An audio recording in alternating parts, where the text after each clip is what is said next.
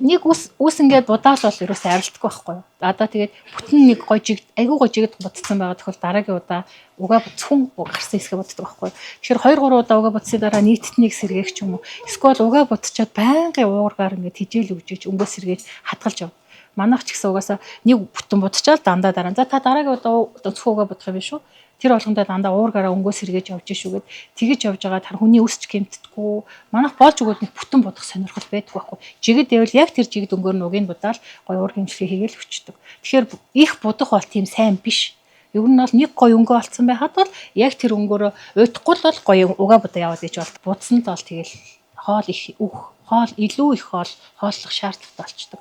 Тэгэхээр болж өгвөл будагнаас бод татгалзсан. За бараг л хими чинь сар болгон бод хийхгүй шүү дээ. Хими ихэд бараг ус гэмтдэггүй шүү. Гой зөв их юм бол будаг сар болгон бодлаа.